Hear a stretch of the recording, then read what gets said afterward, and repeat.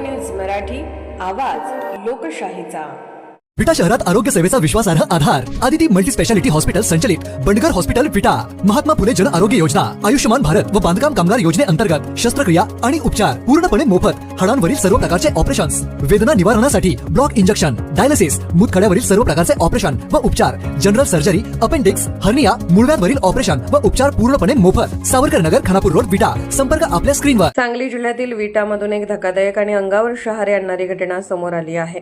एकाच ठिकाणी काम करणाऱ्या दोन परप्रांतीय कामगारांमध्ये झालेल्या किरकोळ वादाचे रूप थेट हत्येत झाले।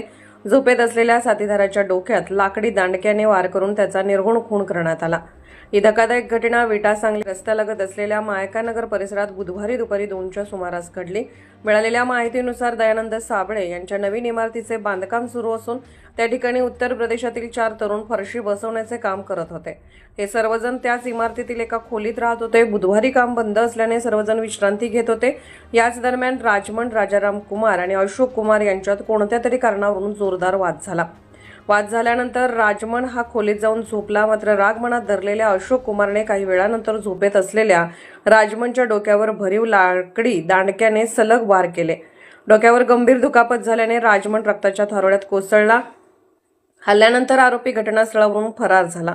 मारहाणीचा आवाज ऐकून परिसरातील नागरिकांनी धाव घेतली आणि गंभीर जखमी अवस्थेतील राजमनला तातडीने विटा ग्रामीण रुग्णालयात दाखल केले।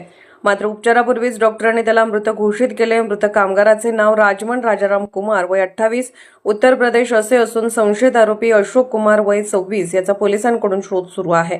घटनेची माहिती मिळताच उपविभागीय पोलीस अधिकारी सदाशिव शेलार, पोलीस निरीक्षक धनंजय फडतरे, पोलीस उपनिरीक्षक अभिजित कणसे तसेच पोलीस पथकाने घटनास्थळी धाव घेत पंचनामा केला।